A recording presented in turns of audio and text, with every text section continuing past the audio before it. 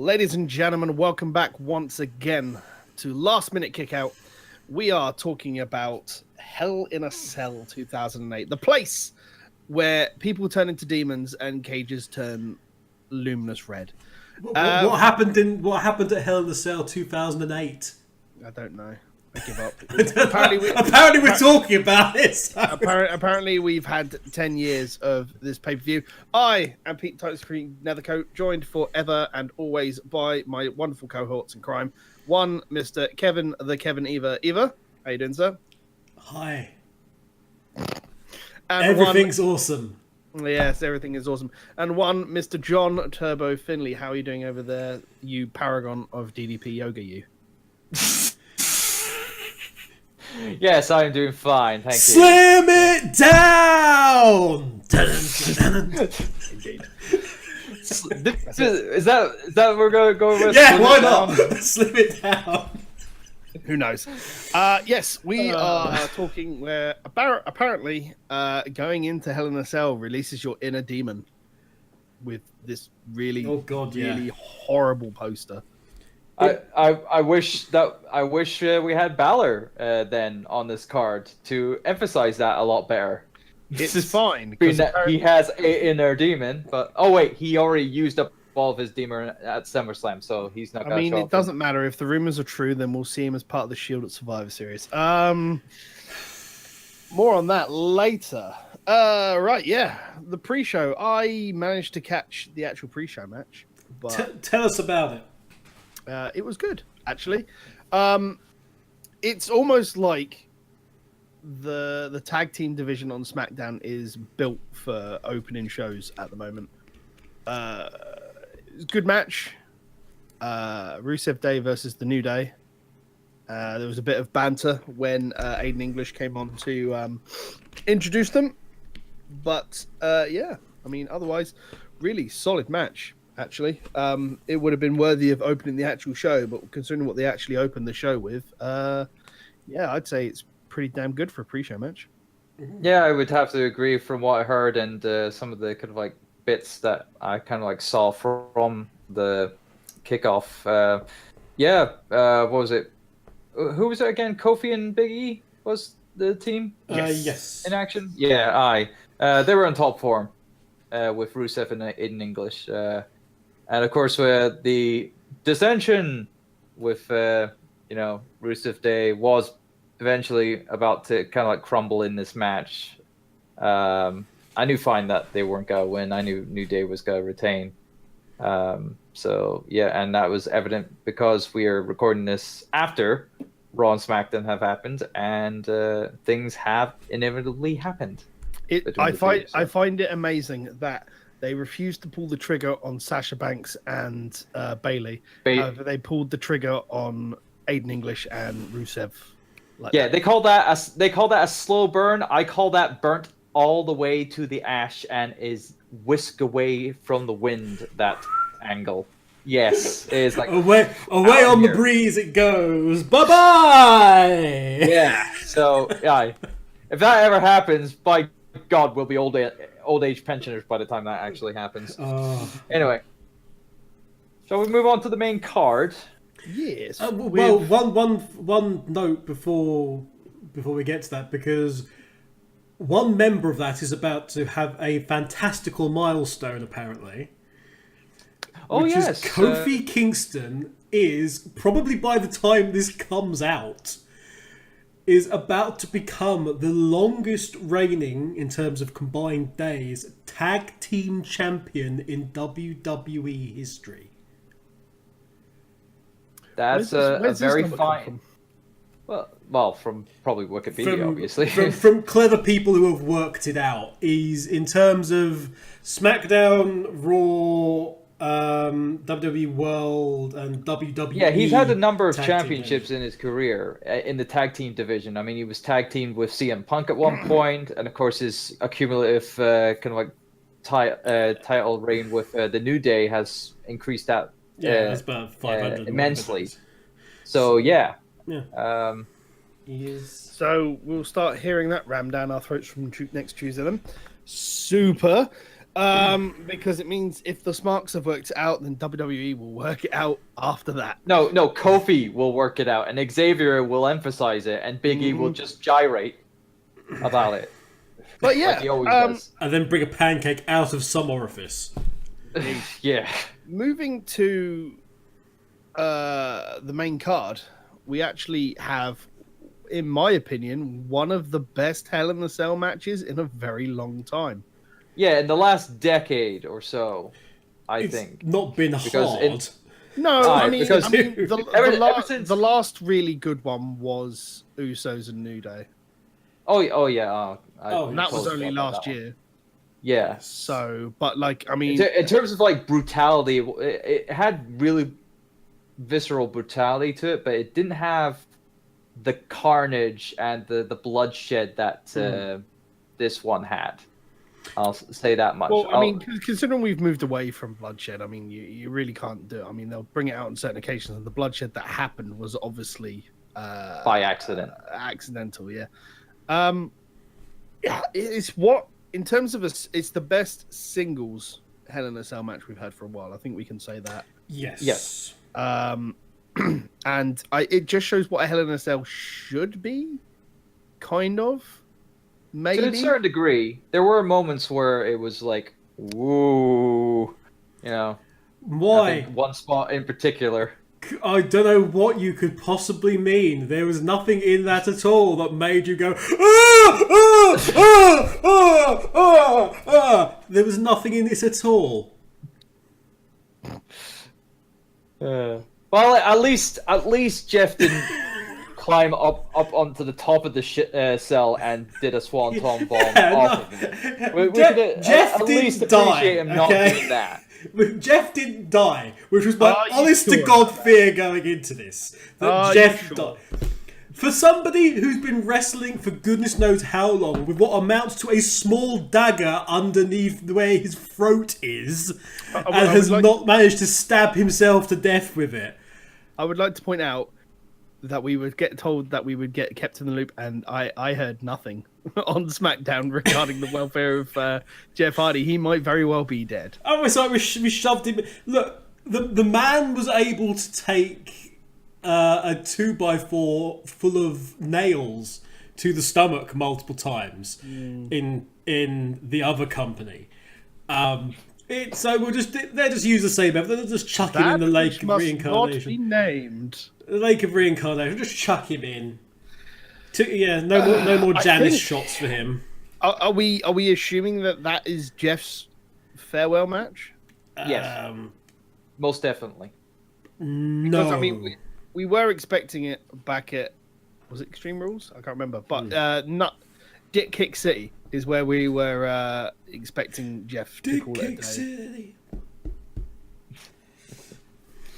And yeah, I don't know. I mean, if you're going to go out on any sort of match, that's the match you go out on, really, isn't it? I mean, There's been lots of talk of his like a wish list of, I want to go against this person, I want to go against that person in the last couple of weeks. So make of that what you will. That Jeff, I think Jeff could be brought back. I think Jeff might go out part time. Yeah, maybe. He'll only be an idiot 6 months of the year. I don't know. I mean, even if they turn around, when they in TNA with the proper broken Hardys? I mean, broken Jeff was not a high flyer, was he? Wasn't that the whole point behind the? No, gimmick? that was because broken Matt was fighting against not Matt's condition, but Jeff's condition, which was that he was a spot monkey. And that yes, you'll need to go off and fly off of things. So why couldn't we actually have the Broken Hardys with Matt in a more manager sense at ringside, with Jeff being less of a spot monkey? We might do. Sorry.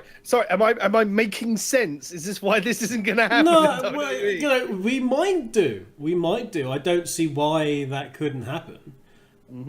Apart from, and WWE is getting more on board with the idea of managers, as seen by the recent, influx of them. Influx of them, including still whatever Maverick. they managed to do with AOP, Drake. where they move it up to the main card, get rid of the manager, and then pair it with the 205 Live general manager. I don't care. We get more Drake Maverick. That's fine by me. Yeah, I get it. And Leo Rush. Push Spuds. Oh fuck Leo Rush. But yeah, no, I think really, really good match to bloody open a pay-per-view. Oh yeah. Some of the notable spots, I can definitely say the ladder being held out in The upside inverted down. ladder, yeah. And then suplexed into. Oh god. Wow. Just the multiple The sort of swanton bomb onto the chair on Orton. That Yeah. was I thought he was the way that he placed that chair. I thought Jeff was going to fuck up his back. Well, it was edges up for Jeff. Yeah, Which is why it was somewhat weird that it was that cut open Orton's leg, and then Orton's leg tried to sort of burst out from him. Yeah, Because that was fucking freaky. Oh yeah, it's like I missed that injury completely. The biggest one I got was the belt to the back. on oh Orton. yeah, aye. That was that looked pretty grim. That was focused, but when that chair after the chair spot, it like a bit of the chair like ripped away a bit of flesh on Randy's leg. That's why when he was trying to get up onto the turnbuckle to pose for his victory, spoilers, he won.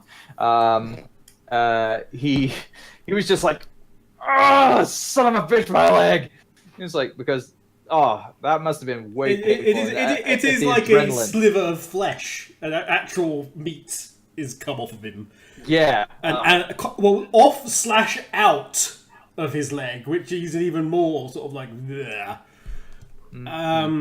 Yeah, it's weird. So that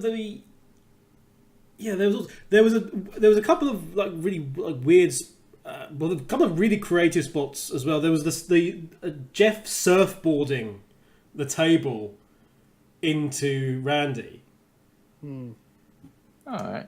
Which was kind of clever. He sort of did it was a spot that you would expect there to be a baseball slide out, but the table was there, so Jeff sort of went onto the upside down table and surfboarded it, which then went out of the ring and into Randy, which was kind of clever. Yeah.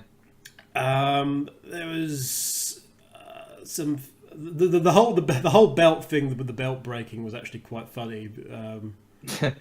A wardrobe malfunction being beneficial for the match. I just got down in my notes. Look.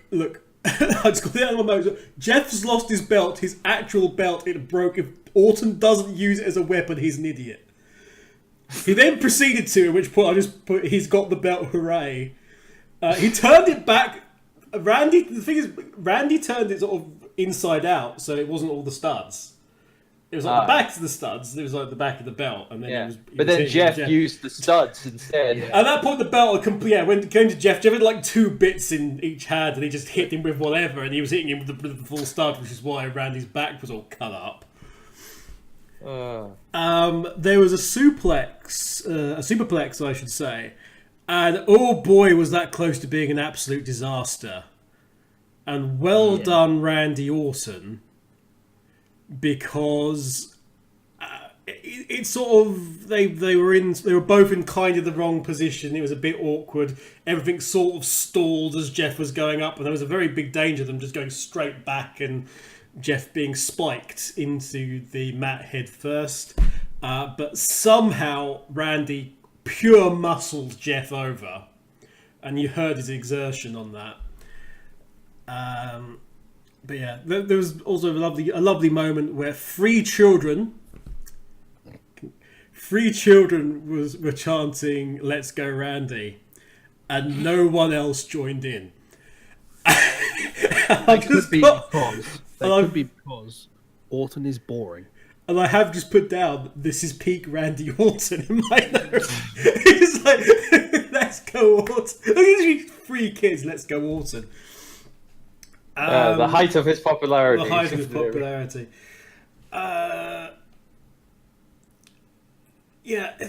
Lots of horrible stuff. When Jeff was in the ladder, when Jeff was like put inside the ladder and he's laying on the mat. His head sticking through His head sticking. Yeah, but his shoulders were in the joints. Yeah. And I was just going, oh my god, it's going to cut him open like some tin snips. And somehow it didn't. If it wasn't, it was going to dislocate something. Yeah. If possible, but... Oh, but yeah. But are we going to talk about the two notable spots from this match? The first one... The one where he climbed up one ladder and then thought about... No. No, let's talk about the main one. Yeah. Okay.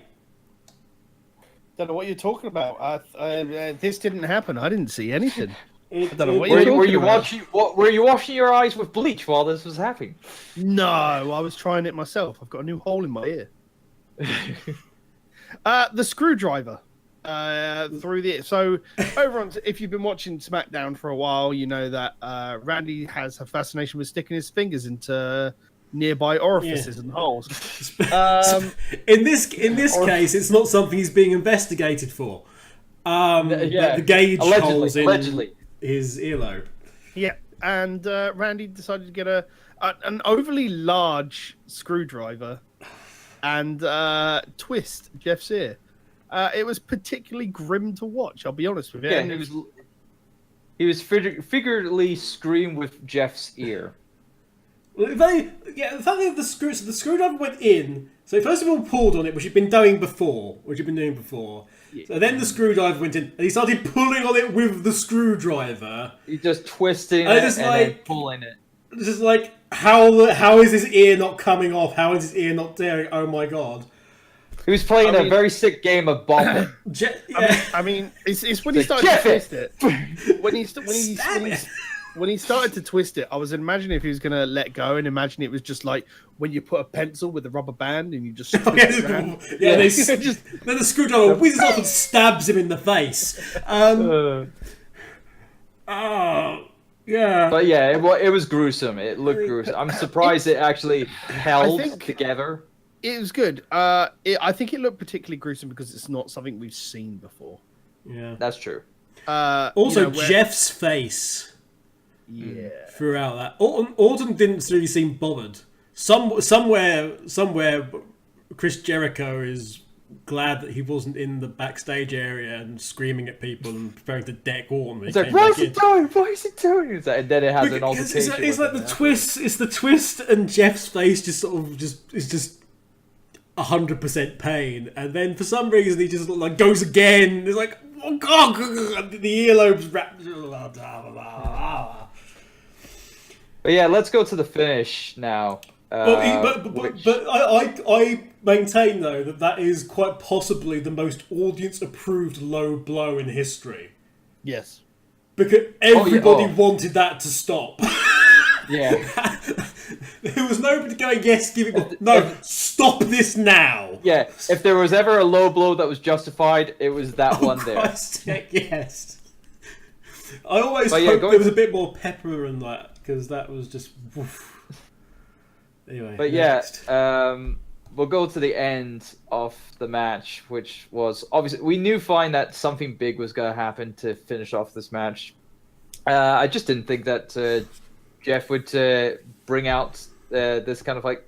This was definitely be something that would happen in a TNA kind of like match. You say that. I was getting big flashbacks of that cage disaster that TNA had, where they had to climb out the top. Yeah. And they had to hang on. And yeah, with the red cell. An X-Division match. Yeah, with the red cell, it looked just like that. I was having horrendous flashbacks.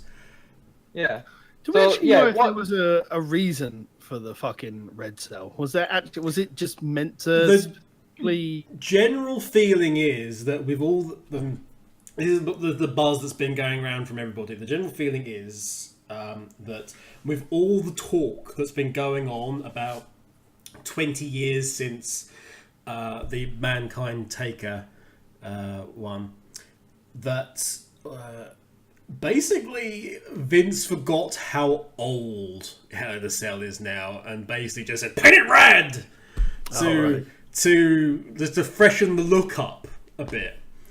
Because hey, it's if you paint that cell red, then you've got the blue cage back. Then it just looked like a Jolly Rancher candy. That's all it did. It just looked like the same color as a fucking hard-boiled candy. I hope to God he doesn't say anything about or nobody tells him how old a Iron Man match is. Otherwise, he probably change it somehow where there's when Vince next celebrates his birthday and he makes an appearance on Raw, he's just going to be red. That's all it is. He's just going to come out. He's just going to be red. Nobody remember how old I am. But yeah, I think we should move on from one really fucking good barnstorming match to another. Charlotte Flair defending the SmackDown Women's Championship against Becky Lynch. I love this match. I really did. The energy is where it needed to be, and it told a good story of a friend versus friend. Now, we haven't had a proper... No, that's not what it told at all, Pete. Sadness. That's not what it told at all. Did you not watch the video package? Right, I tell you what, I mean, clearly I'm not very good for this podcast, so I'll just you guys later. You can Did you not watch the video? You put those headphones back on now, sir. You put those headphones back on now because WWE want you to know that you are wrong. Sadness. WWE wants you to know that you're wrong. That's the video package told us we were all wrong. We were all wrong about this all along. Because did you not know that all the crowd reactions were due to Becky's showing the video package, were Becky's turn showing shock and not all the freaking cheering that was going on. All the video package was just Becky's betrayed and she's entitled. She's entitled apparently according to Charlotte. What bollocks! Did you realise that one of the big rumours was there was meant to be a double turn in this match? Because and then they still didn't happen. And they didn't do it. Because they don't get it. They don't get it. But yeah, that was the entire video package. It was completely geared to you should be booing this woman. I mean, not what actually happened. Do you know what? I like heel Becky. Becky is kicking some fucking ass. And that's the thing. She is being badass Becky. Yes. It's good. I wanted to... after that video package especially, I just was like, kick her fucking ass. After all this. And kick her ass she did. She did. Yeah. Because the work rate was really good from the pair of them, especially Becky. Becky was just on top form. And... especially at the end, that finish, wow! Yeah, the finish was probably really good. probably the most creative finish to a match. Well, even just before it got trumped by AJ versus Cien Almas on SmackDown this week. Yeah, but no, it's like it was amazing. I really did actually love this match. I loved how Becky was able to outdo Charlotte and prove that she is the better woman in the women's division against Charlotte, and hopefully Becky will have a decent run with it. And then, who knows? Will WWE listen to their fans? No. WWE don't care. WWE don't care what we think. They've planned out so far in advance. They honestly don't care what we think. They have their own plan in mind of where they want to go, especially with Evolution around the corner. Oh my god, the fucking stacked for the rest of this fucking year is ridiculous. Well, you got Super Showdown in 3 weeks. Then we got Saudi Arabia. Yeah, well, I think it's Evolution first, then Saudi Arabia, and then. So it might be happening around the same time because then roughly the women won't be in fucking. It'll be like a week between each other, or 2 weeks between each other. So. But it's so stacked the rest of this year; it's ridiculous. But yeah, it was good match, solid match. I enjoy. I rate 8 out of 8, mate. Kevin, do you have any viewpoints on it? I don't think it was that good. Oh. It was a nice match. I don't think it was anywhere near as good as you guys seem to think it was. I think the first like 2/3 of this card are fucking amazing. I did like the early chain wrestling stuff that the ladies did. I thought that was really nice. The figure 4 counted into the disarm her attempt, which was then blocked, and then fucking. I hate how it's gone from the disarmer to the disarm her. Like the audience are so fucking stupid. They can't figure out the name of a move I know. to what it's meant to mean. I know. Also, what happens if Becky then uses it on a man? Disarm him! Disarm him! Disarm him! Disarm him! Yeah, Charlotte being pushed back into the bridge and into the pin attempt, and then Charlotte kicking up out of it was okay. That was nice. There was the concentration on the hammerlock was fun, and it made sense. Yeah, they were working each other quite well, and it's like Charlotte working on the legs for the figure 8, and Becky working on the arms. So they were working on psychology. There was good. There was indeed good psychology there. Okay, so it's a month with a Y in it. What am I talking about? It's not a month with a Y in it at all.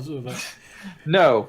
It's a day with a Y in it. That's what I was trying to say. Sure. I am tired, everybody. It's a day with a Y in it, so I'm going to complain about Charlotte. Right. I'm just going to take my headset off and let it get around. Don't stop it. Right.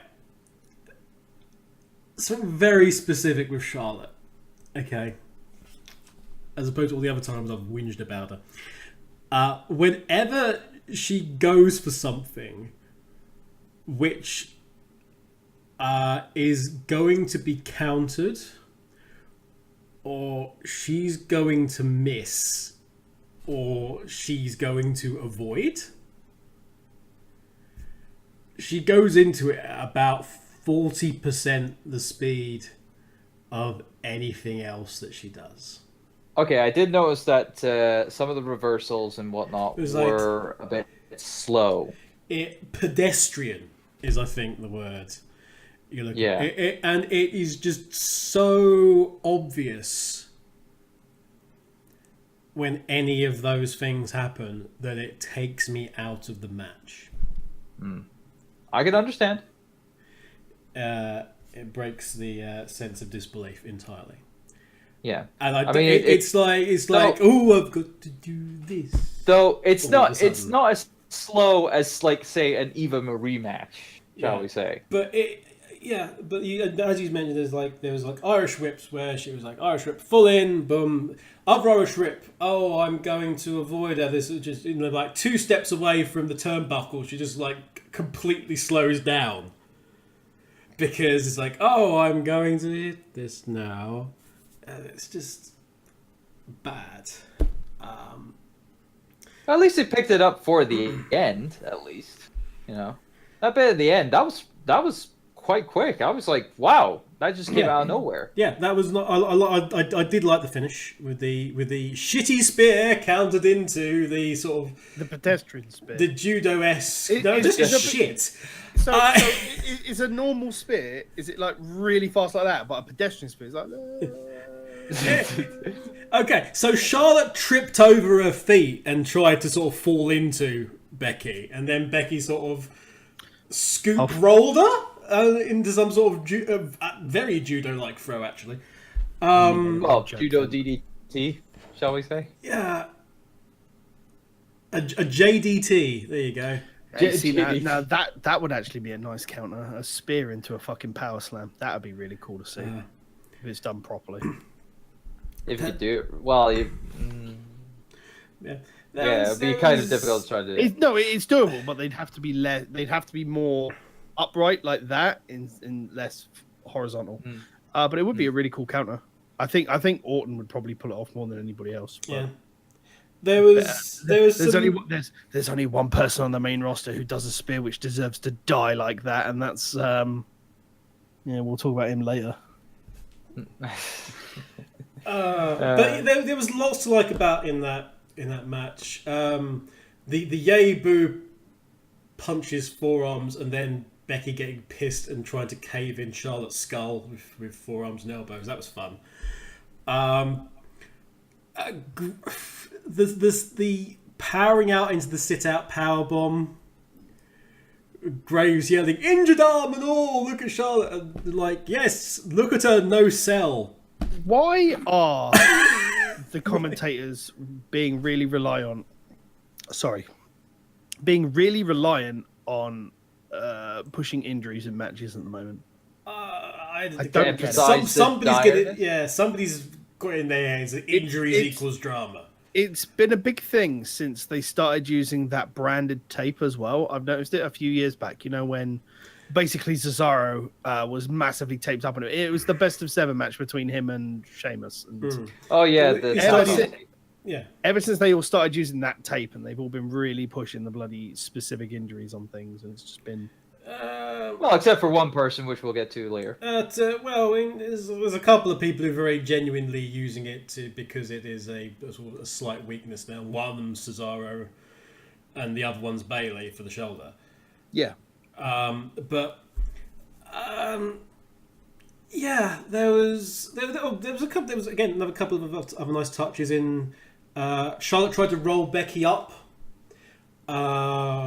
This is all before the powerbomb stuff, but the ref refused to do the count, which I quite like. And in situations like that, it's like the ref's just not doing the count. But in this instance, the ref was like checking the shoulders on his near side, and he was like saying how the shoulders weren't completely down, which is why he wasn't doing the count, which was really nice. But yeah, other than that. The roof came off the place. Becky went, you'll never take my moment. Yeah. Essentially. Because that's what would have happened if that was the case. Arguably, Charlotte was trying to take the moment away and make it all about her again from Becky's point of view. So it's almost harking back to a certain era back in the day. It's like a man with pythons for arms. Pythons for arms. Is she just trying to Jake the Snake? That's the man. He had pythons for arms. There was Damien and there was Damien, and that was it. Cool. Anything else you want to shit on Charlotte Flair for, Kev? No. Cool. Moving on. I think quality up. Moving on. Actually, yes. But not her fault. Okay. So, WWE, right? When you announce her that she's from the Queen City. My headphones cut out while he was doing that, so that was quite fun. Yeah. When you announce that she's from the Queen's City, that will not get her a face reaction anywhere apart from the Queen's City. If you put emphasis in Charlotte. On the Charlotte or South Carolina. Yeah. Well, if you're gonna get in the Carolinas, you probably get it for it. But anywhere else in the US, she's not gonna get a face reaction for that. Because you're making it sound like the place where she's from is far more important than the place where she currently is. Absolutely, yeah. So it is not a face thing that they're doing with the announcements there. So you're actually WWE, you're not helping her. And whilst it's cool to have that emphasis, and I know that announcers like to put their own little spin on things, superstar. But you're not actually helping the situation yet, and that needs to stop. Yes. Moving, if we can get a word in. Moving on, we're going to look at the Raw Tag Team Championship of Seth Rollins and Dean Ambrose. By the way, I really hope everybody's enjoying these title matches you're getting, because you're going to get a little fuck all at the Super Show down under. So yeah, that's going to be interesting soon. Oh yeah, It's amazing what happens when you pull a power trip and put all the belts on your main eventers. And I fucking moaned about this on Twitter a couple of weeks back. Yes, you did. If you put all your belts on your main eventers, no one else has anything to fight for. Like, and you're just gonna have a whole roster of people who are just squabbling for nothing. Yeah. Basically, every In fact, Raw championship will not be defended at Super Showdown. To my knowledge, I said it in the last pay-per-view. They need to make it as whoever gets a pinfall gets the belt. That's the only way they can spice up that match. But no, they won't do that because there's already a title. Well, for the Universal title, there's got to be a match in Jeddah. Or shush. Not Jeddah, we'll talk about that later. But because you had said that in the previous show that we did, I went into this absolutely convinced that was actually the case. It wasn't, and it would have made perfect sense to do that and do the 2-man power trip thing like you said before. And well, the 3-man power trip in this case. Yeah. I'm just pretending that isn't a thing. In both cases, actually. But I tell you what, boys, this was a fucking awesome match. It was really, really cool. Yeah, absolutely. 2 big thumbs up from myself. Like, amazing. I love Drew. He is an McIntyre. absolute bastard. I think it's like, yeah. That's a word I've just made up now. He's a bastard of a man. He's a manstard. No, he's a master bastard. That's a master bastard. Oh, yeah. Yeah, he's definitely gone beyond Thunderdome. Drew looks such a badass just coming out, and it's just like, oh my god. He's the entirety of the match. It's gone to show that he has, upped his game. Since last time being in the company. And sometimes all it takes is to leave and hone yourself a little bit. Yeah. The work rate and the psychology between the two teams were amazing. Dean, even though the only issue I have is Dean.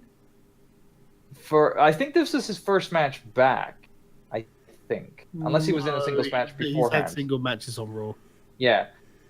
In this match, he was a bit, just a.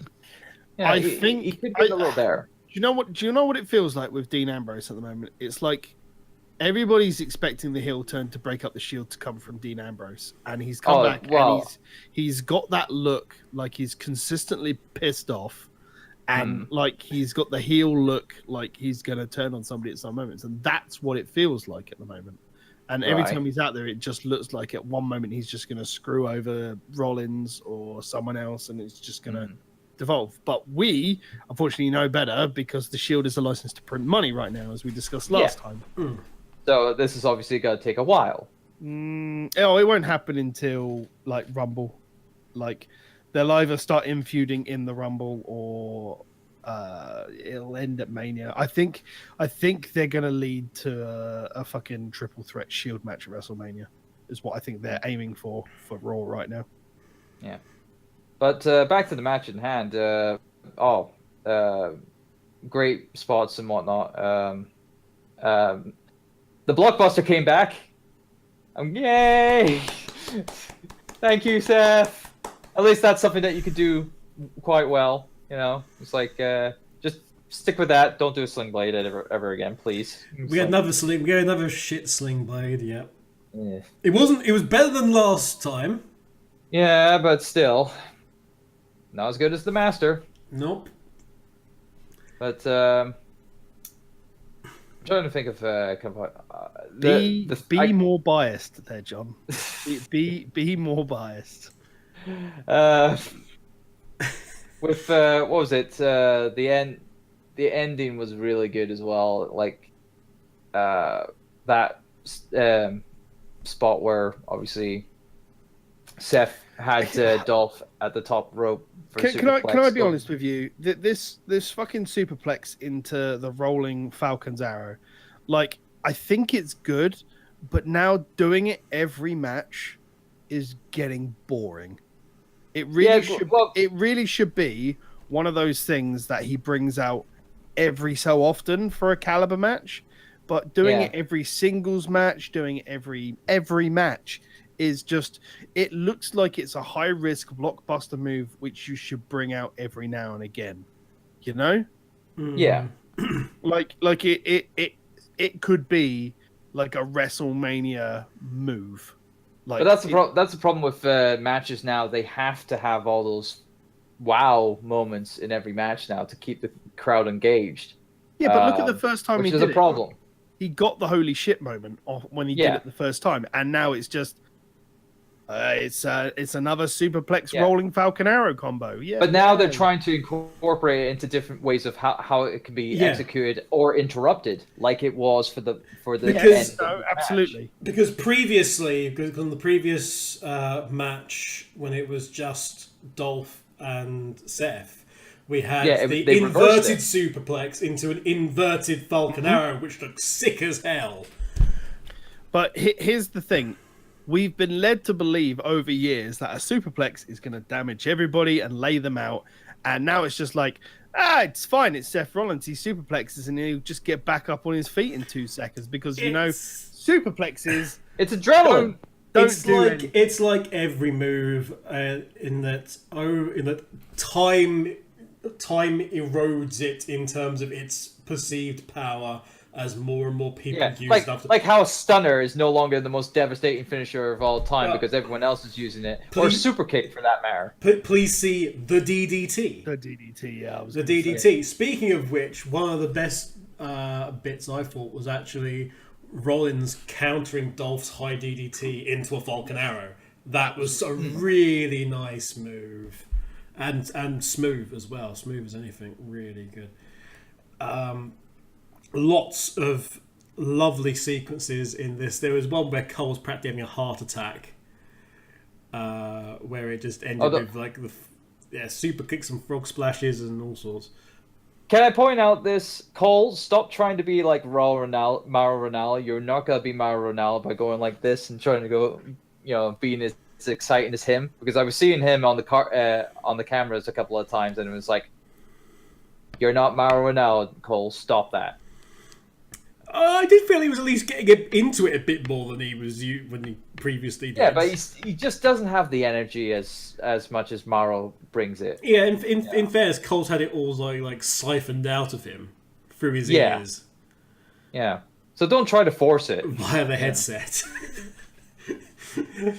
You would have thought Vampire Vince sucking with the last bit of joy out of his life. I mean, wasn't this the point of going down to like one show for commentators so they could actually get more of their energy back? I mean, we talked about this on a previous show as well, but look what it's done to Graves. It's just sucked all of the fun out of Graves. Well, that's because he's been overworked, like way overworked. Because I am a heel. Heel comment 16.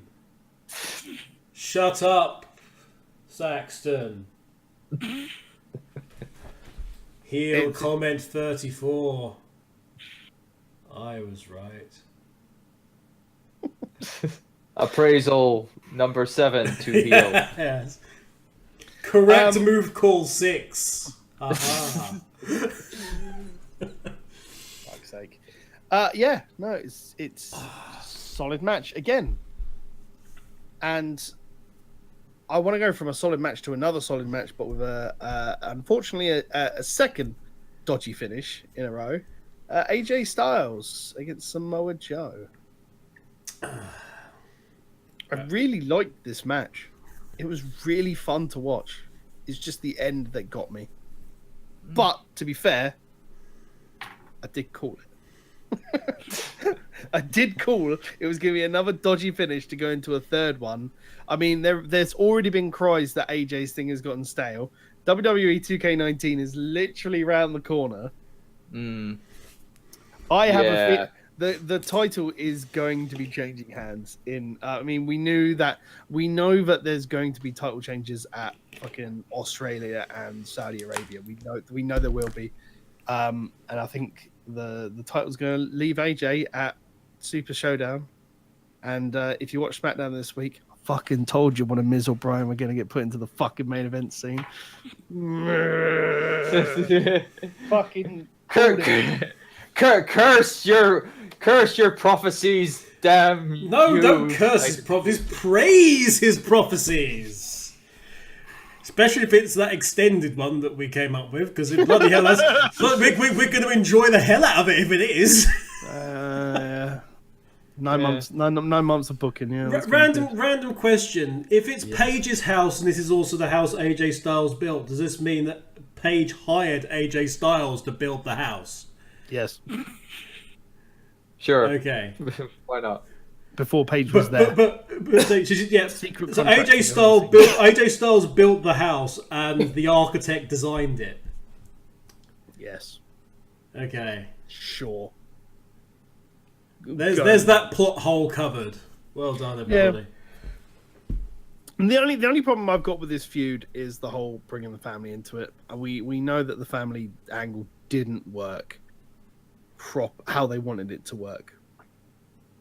When you scare your own actual live child live on television, it's not going anywhere. And I really wanted Joe to drop it and just be like, I'm just gonna straight up murder you, AJ, because that's what I'm good at. You know. But he also Joe has that ability of being psychological as well, and that having the family angle put in there, and messing around with AJ's psychology to the build up of the match. Yeah, it was something entertaining. To get us to that match, it didn't need to be incorporated into the match. Yeah, but it was at SummerSlam. But remember how this feud started, where it was Paige that went to Joe and went, "I want you versus Styles because it's going to be good," and Joe's like, "I'm a fucking destroyer. I'm gonna fuck your shit up," and then it's incorporated the family. It didn't need to. It could literally be what they've built Joe up to be this whole time, which is someone that's just going to go and fuck shit up.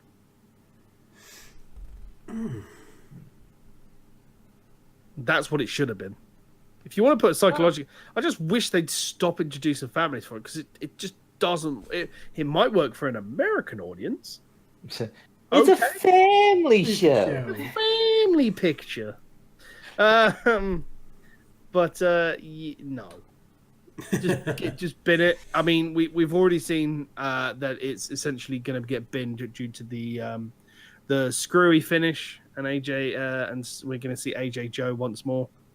I'm hoping Joe gets the belt. I think Joe could do quite as long as they don't give him anything fucking dumb to work with, and just make him like, look, I broke. You saw it. I pushed AJ over the edge. I beat AJ there, and now I've beaten him again. It'll be interesting. And then what we get at Mania is that glorious sign where Roman Reigns hold both the Universal and the WWE Championship. Why do you have to ruin everything? Why do you have to give WWE ideas? It's like, Joe's good to go. Blah. The only person who needs to hold the WWE Championship at Mania is The Miz.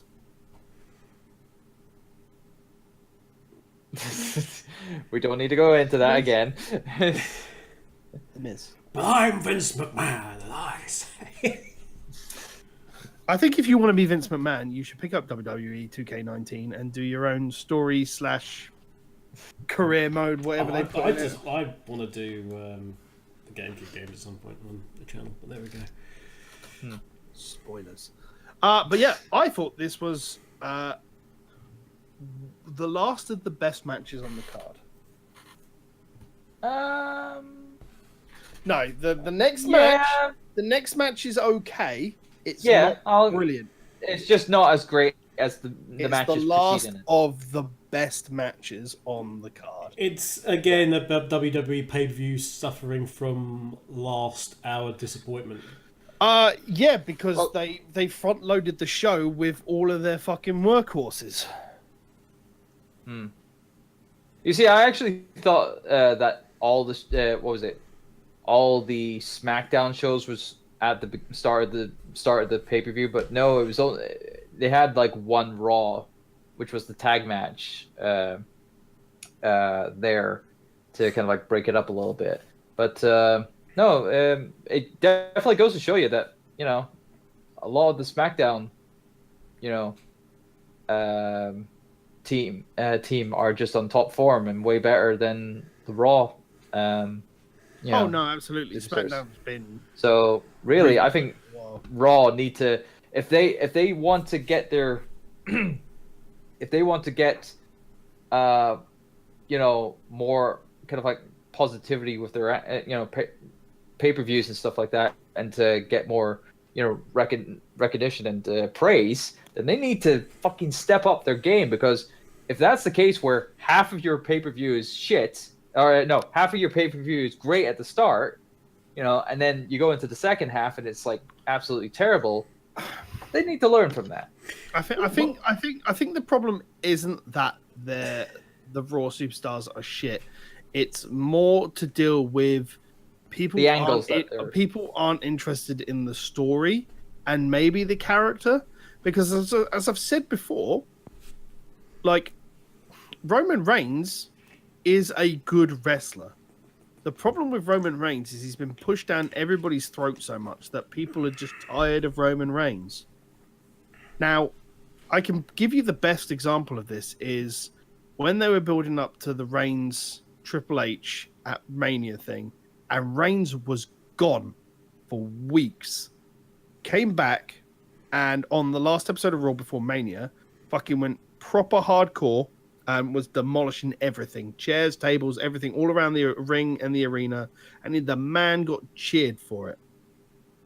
And then at WrestleMania, it was just back to being booed, because you don't boo Reigns, you don't boo Triple H. Unfortunately, that's simply as it goes. I mean, it just led into the wrong thing. Now, we've had they even pointed out I think they pointed out in commentary, we've literally had Reigns main event in WrestleMania for the last 4 years. People are tired of it. Even the fucking Rock didn't do 4 years of Mania in a row. You know, Triple H didn't do 4 Manias in a row. No, because even when he was against Sting, he was in the mid card. It's Reigns is just there. And I get that WWE want to push him. I do. I get it. They want him to be the face of the company. But unfortunately, everybody who watches the product, well, not everybody, because he's essentially is Cena, where he has the younger fans that are into him, and the older fans are just not. You know, I get it. I do. But there needs to be this period where Reigns just goes away. He doesn't... We'll drop everybody wanting him to go for the heel turn and making it better. It might fucking work. Give him a reason to get booed, and then when he turns face, it might work. It worked with Rocky. Who knows? But Reigns just needs to go away for a while. So, what you're both saying, if I get you both right, from what you're saying in terms of the storylines are a bit meh. There's too much Roman Reigns. So what you're both saying to me is that, as you know, as WWE thinks, what you're both saying to me is that you want Stephanie McMahon and lots of Stephanie McMahon. Is that correct? I mean, yeah, I want them to make a whole 5th brand just devoted. They did. It's called women. Stephanie Music. Yeah, I know. What? Okay, yeah. It's I want a whole 5th brand devoted to the women's wrestling. I want Stephanie to be GM over there, and yeah, that'll be it. Shout out to anyone who remembers Stephanie Music, by the way.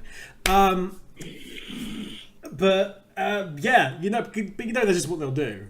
They'll just stick Stephanie McMahon into everything, because I don't know. They have no soul left. But yeah, If in doubt, stick a McMahon in a storyline. if it ever doubt, stick a McMahon in the storyline. Is it going badly? Stick a McMahon in the storyline. Is it going superbly? Stick a McMahon in the storyline. Have we not had a McMahon in a while? Stick a McMahon into the story. Yeah. Anyway, But yeah, let's get to the match anyway. that. I mean, I liked Joe and AJ, with the exception of the screw finish. It felt a little bit off, but as I've said before, it's all leading to the thing, and I think AJ's gonna lose the belt in November because WWE 2K19 is out. Then it's out, and they don't have to worry about the poster boy for the game not being champion anymore. This is the game that AJ Styles promoted. Mm-hmm. Yeah.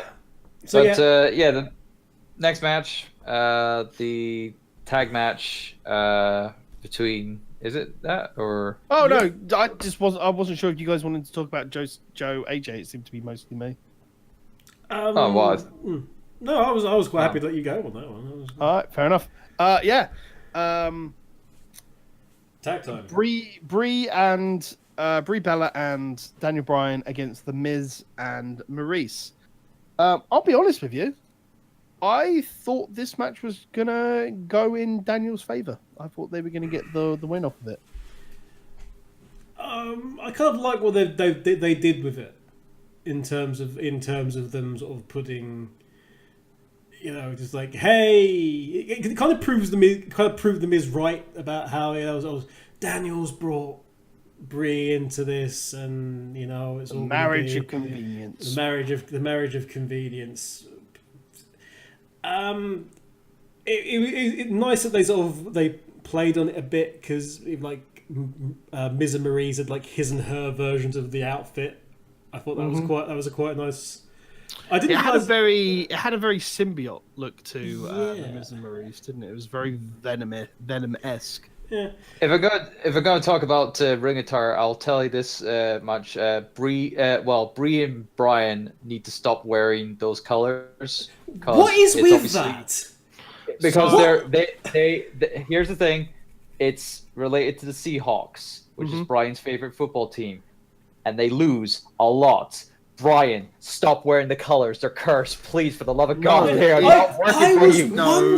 The symbolism is that they're the underdog. He's the underdog. That's the symbolism there. I thought the Seahawks were like a sea green and silver. They might be. I don't know. Oh, never mind. I was legitimately wondering that. So thank you. That's the case. They literally mentioned it on the SmackDown when he debuted them, I think. Yeah. It doesn't seem. It seems weird to see him in those colours after being so long being the claret and the red and the black. Well, they finally changed his Titantron as well, haven't they? Yeah. Yeah. Yes is back.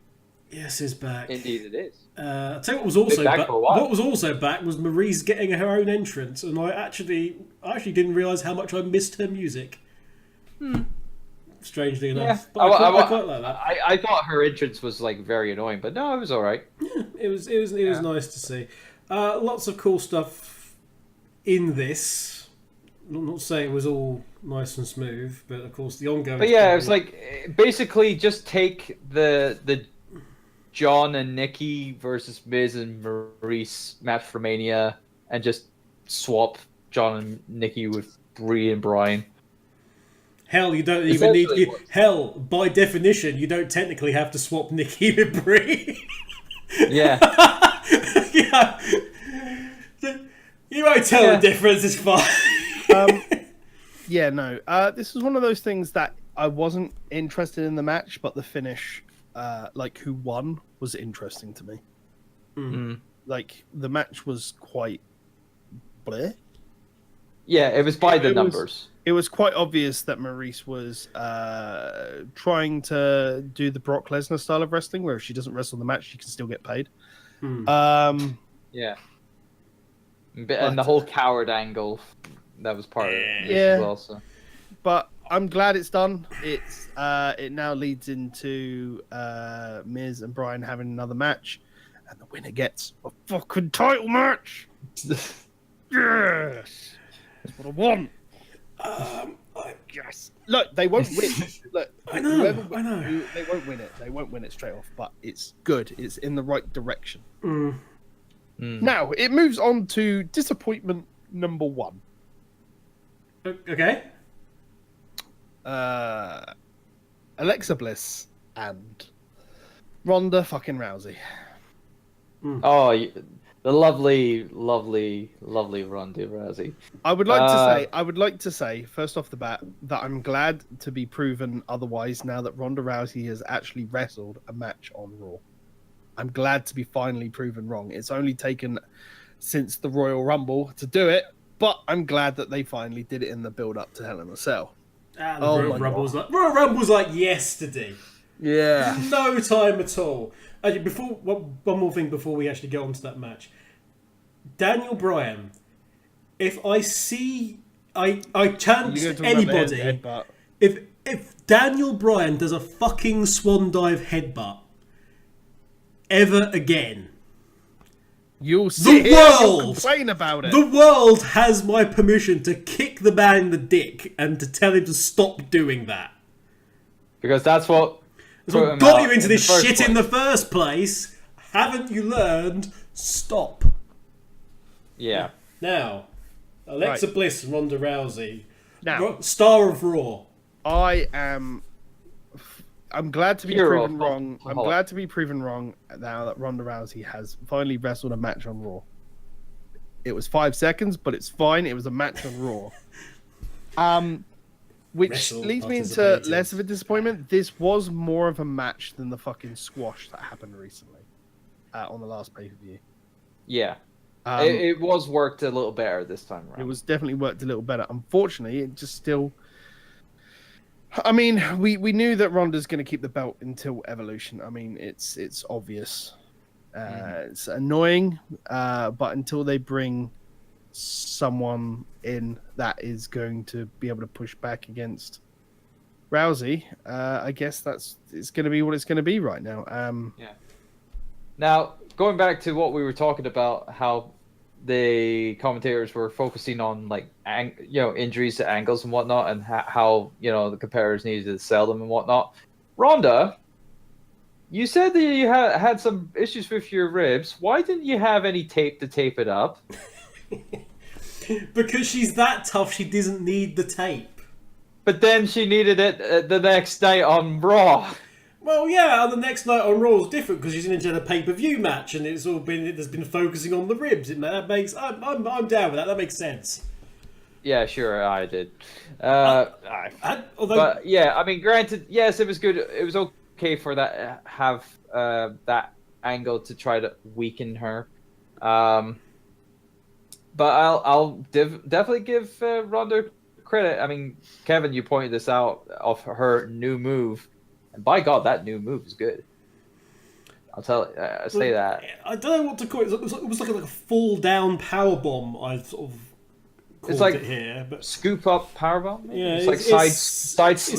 It's a gut wrench power bomb while sort of falling down with your opponent. It's not a sit down. It's not a jackknife type thing. It's where you just drop them. But something.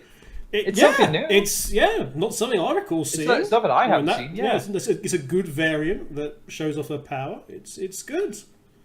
Yeah, me like it. It's just a shame it's just a shame it was the only thing. Well, one of like 3 things that were notable in her offense, essentially, other than the punches and whatnot. Of course, with the umpteen amount of distractions going on outside. Yeah, the lead up to that powerbomb was great because Bliss tried to goozle Rousey, and Rousey Rousey just looked at her like, you dare? It was basically the Hurricane trying to chokeslam John Cena levels of what the fuck are you trying to do, Alexa? Yeah, and you sort of just stared a hole at her through her, and then just growled, and Bliss screamed in terror, and it was legitimately very funny. It would have been even better. It would have been even better if Ronda just suddenly just went zoom, motherfucker, zoom, and her eyes just went red. You know, UFC, motherfucker, UFC. But there's distractions all over the place, as you mentioned. I will give Alicia Fox this credit. Okay, I do not recall any person in WWE currently putting in so much effort into the way they look going out to the ring. Oh yeah. She's putting tons of money clearly into her look to try and make something happen. And yeah, I was gonna say this is the look that she's her. been evolving since her her being captain of the women's team at Survivor Series. Like, what was it, 2 years ago? Last year. It just seems like it was 2 years ago. Yeah, so. But good for her. Good for her to try and make something happen, and it made everyone look at her. Attention. It's good to have Foxy back on air in general. I'll be honest with you. It's Alicia Fox is amazing.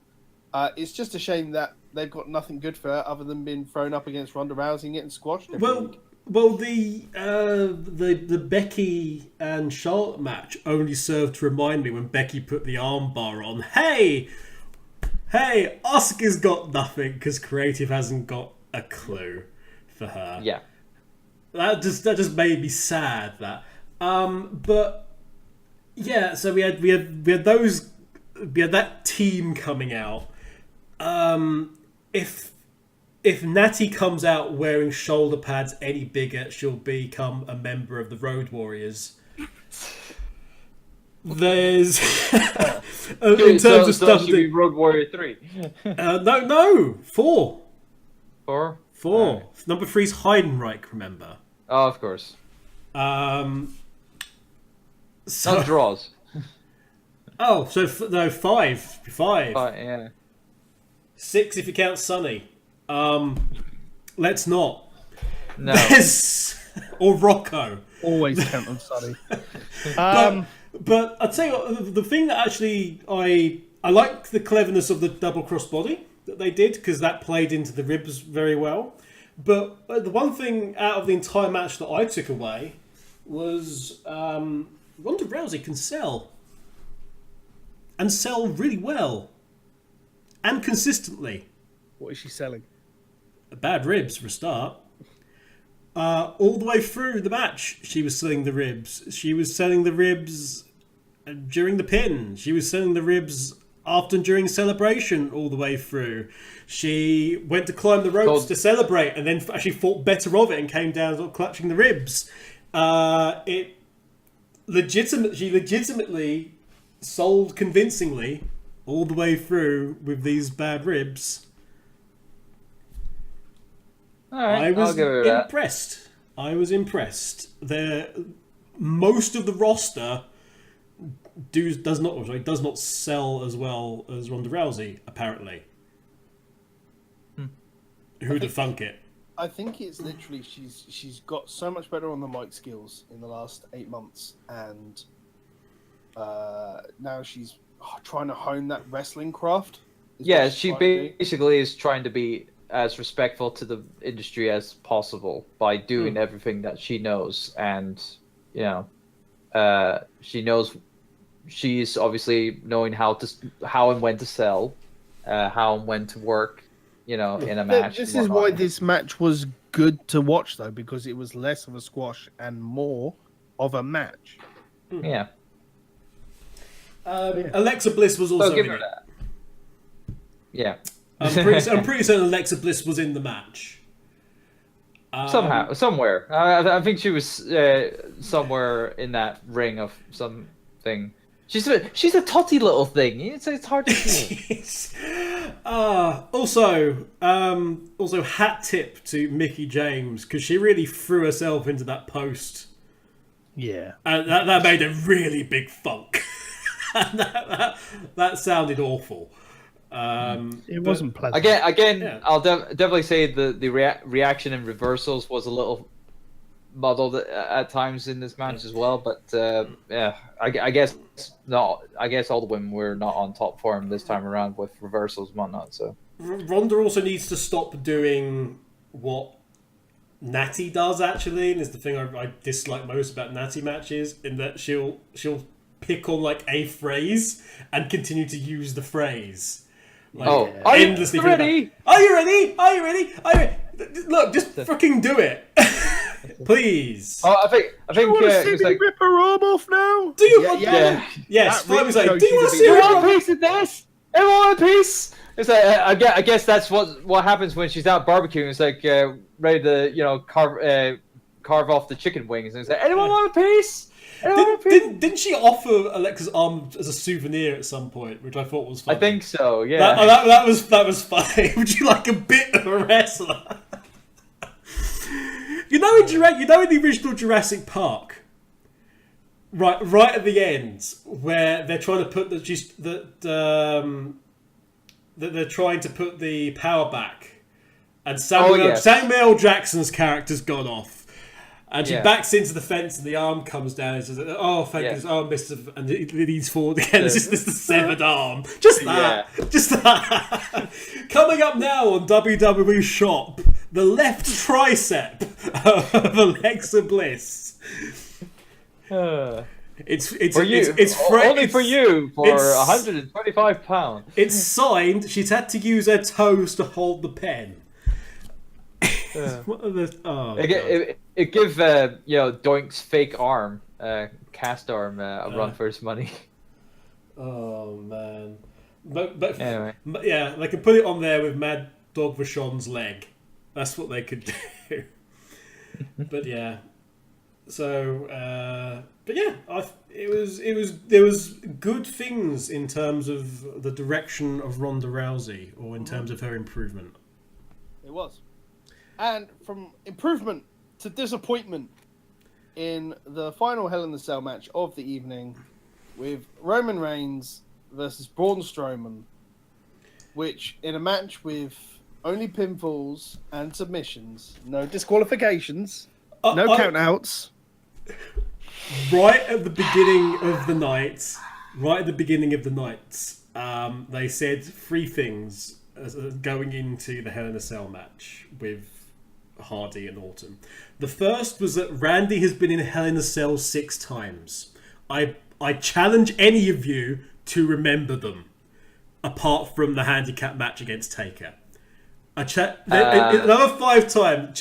I honestly cannot recall any of them. The second, I can recall a John Cena match in there. Was there? I believe so.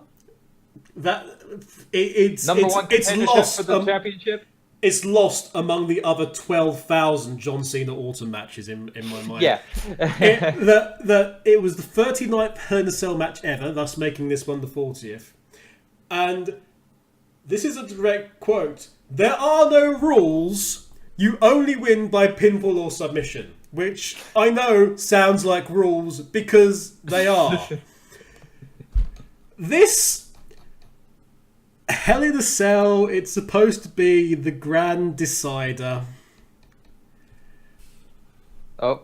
After you, Pete. Pete, what have you just seen? The reason why you probably can't remember them, Kev, is because the first one was Undertaker versus Orton in 2005. Okay. The second one was John Cena and Orton in 2009. Okay. The third one was Orton versus Sheamus in 2010. The next one, oh, you'll like this one. In 2011 was Orton versus Christian. Oh God, yeah! Wow, I didn't think that got put in there. It's making me sad now. And then in 2013, it was Orton and Bryan. Oh, Orton Bryan, all right. Oh yeah, of course. Look up the Randy Orton. You can't remember the fuck of any of his matches collection on WWE Network. Wow! I was looking it up and I was just like, okay, the first two, I'll give it to. But then it was just like Orton versus Sheamus. And I was like, nah. We need to talk about this now. No, we're done. But so yeah. Hell in a Cell, the grand decider. Two men enter, one man leaves. Let's have the entire pay-per-view end on a no contest. Welcome to Battleground 2013, everybody. It wasn't even just no contest. It was no contest with just lots of people getting involved for no fucking reason. Yeah, I know. Hell in a Cell, so the Shield can't enter, and the Dogs of War can't enter. They'll just fight outside it. Right, and then Brock Lesnar will enter and kick a door in. And then because he just doesn't give a shit, he just walks up the door on the side of the ring. This is ridiculous because it was just like, okay, let's redo every spot we can do just to. No, do you know what's ridiculous about this match, Kev? Is the fact that Roman saying he's a man of his word, apart from all the times he wasn't a man of his word, or Strowman saying it's always been about you and I, apart from all the times it's not.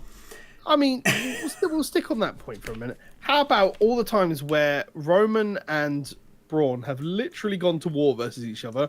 Braun has no-sold a fucking trash compactor. Yeah. Fucking Roman Reigns has no-sold goddamn everything else. And one move knocks both of them out for the entirety of about 15 minutes while everybody fights around them. Well, we had a Royal Rumble situation again. We had a Roman sleeping one. Which was like, what is it about Roman Reigns matches where there's a big thing involving Roman Reigns where he has to be like absent from the match for 10 minutes in every single one? If the rest of us have to go to sleep during a Roman's Reign match, then Roman will as well. Right. Okay. The best sign of imminent doom for this match was right at the beginning. Because Cole's doing his big sort of opening spiel, his monologue that he does when there's a big match on about the importance of everything and trying to sell the situation as McMahon yaps in his ear. And it was just, and he's saying about the big dog and how, you know, how wonderful Roman Reigns is. And but then it goes on to, he says about the Hell in a Cell match. And as Reigns lifts the belt, and I swear this is true, Cole finishes off with the camera on Reigns and him raising the belt high with the words, "You can't escape this nightmare." He was just like, you're telling us. Good. There is nothing. I was gonna say, if that's not a clip to just like that was inadvertently beautifully charged. You cannot escape this nightmare. Roman Reigns is champion. I don't really want to talk about this match. I can if you want. The only thing I do want to mention is I'm not entirely sure if the Brock Lesnar swerve was a last-minute decision, because he wasn't wearing a tailored Suplex City shirt for the location he was in. He wasn't all geared up. No. Also, Beardy Brock. Yeah, he was rugged, very rugged. I have a feeling that this was a last-minute decision, and I have a feeling it has something probably to do with Saudi Arabia wanting Brock. More than likely. Oh yeah, the payday. Yeah, I just throw a bunch of money on. He was one of the ones at the last one, wasn't he? That was at the big. Yes, he was. The big meal with Taker and Vince and Brock, because Brock wanted his steak. Yep. As we recall. Yeah. But yeah, that whole thing. Well done. That whole thing. It's I don't know. With this match, it was one of the very first thing Braun yells at Brock was, "Your boys can't get in here to help you." So it was like, oh, well, that's that confirmed. Then they're coming down. Thanks very much indeed. Spoilers! Can we talk about how cameraman almost died? Well, don't they always tend to be in the I'd agree. firing line? I'd agree, but with the door that Brock broke off, he didn't throw it at someone this time, so... No, but there was a cameraman inside, like, very early on, where Strowman just charges Reigns, and the cameraman is like missed by that. By the full charging Braun Strowman. And I'm not quite sure how they didn't collide, but were they to, there would be a dead cameraman in the ring. I'm sure the cameraman wasn't actually that close, and he was just he pretty much fell back into the wall of the cell to get out of the way. It was. I mean, it's not the first time. Like, even on Raw, there's been points where Braun's chasing people around the ring, and he's nearly run into a camera person. Yeah, but he was pretty close to being mowed well down. Someone who should be mowed down. Roman Reigns. No, whoever it was. Oh wait, whoever it was in the front row of that Hell in a Cell match, the main event, that was shrieking like a fucking banshee. Probably one of the Randy Orton fans. It was one of those three kids. Yeah. No, there was somebody who was just, I mean, absolute ear-piercing shrieks. It's like, shut the fuck up. Where was that ear-piercing shrieking when all that, you know, the screwdriver spot was happening? Jeez. That was drowned by everyone just going. Well, everyone else going that, but you know. But no, if it was that ear piercing, it would have been a lot. It was just shrieking because it was because Reigns was nearby. It was like, oh my god, shut up! It was just so distracting. Oh, anyway, but yeah, Roman getting the stairs dropped on his chest was. Doesn't matter because he's got padding. It didn't matter, but it looked kind of sick because it wasn't just like a boom. It was just drop him on you. But hey, yeah, Robert, hold these for a second. But yeah, I mean, we had the recycled Spots-a-Rama.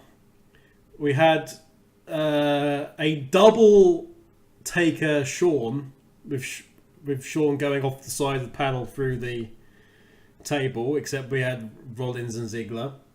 Yeah, and that was kind of like a repeat from the Rollins and Ambrose's Hell in a Cell match a couple of years ago. Every Hell in a Cell, I think we're watching somebody go through a table now. It just... It was. I was very worried that Ziggler was going to do something really stupid at one point in time.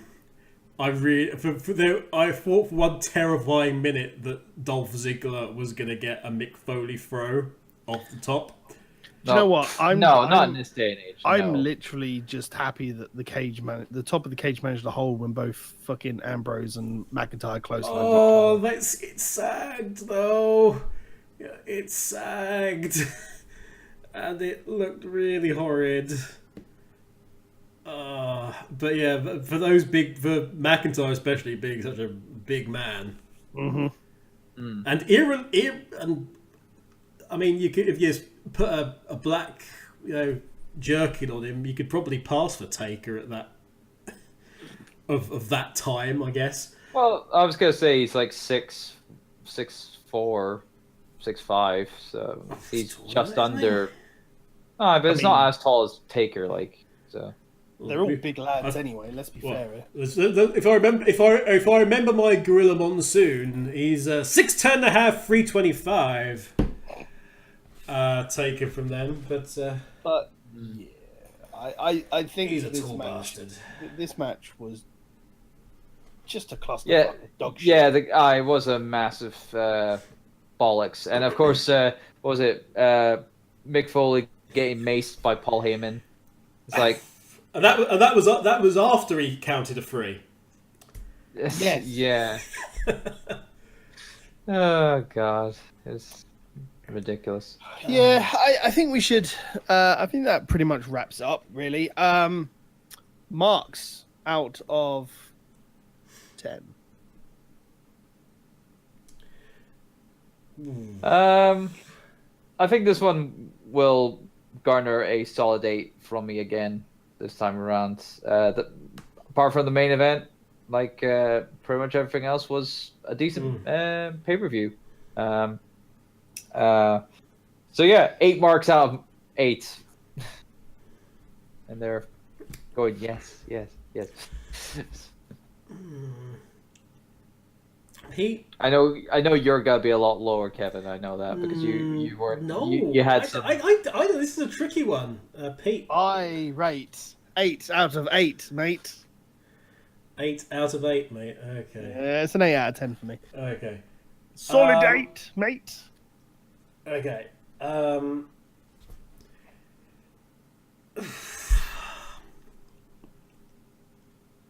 going to have to hurry you for your answer. Okay. It's. I'm just thinking of sort of putting it where other ones are. I'm going to put it as like a 7.5. Boo! Boo that man! It's not good enough for an 8 for me, and it's too good. It's better than a 7. Actually enjoyed Hell in a Cell. And before I forget, thank you very much for watching and or listening on YouTube or iTunes. It has been a solid year since we started this. I wonder if somebody was going to bring that up. It's officially our anniversary. Yay. We've survived a year of WWE booking. Best of luck to all of you in your future endeavors. You're fired. No, seriously, thank you very much for watching and or listening. We are literally just 3 guys doing this in our free time who just enjoy or hate the current WWE product, depending on what matches are in show. And the best thing is, they don't care either way. Exactly. But no, seriously. Even though they supposedly listen to their fans. Indeed. But no, seriously, thank you very much for watching and or listening, guys. It's an absolute pleasure that you continue listening or watching on youtube.com/lastminutecontinue or on the iTunes feed, which I don't know the name to. So I think it's just Last Minute Continue on iTunes that they can find us, or Last Minute Kick. Yeah. If they're listening to this on iTunes, then they're already there. And if you're on the YouTube thing, if you look at the end of the video, when the end slate appears, there'll be a link there. All the socials are, as always, in the video or below in the description below. Thank you very much for watching, and thank you, as always, for joining me, Mr. Kevin, the Kevin Eva. I'll find the other one of these days and claim the Twitter handle.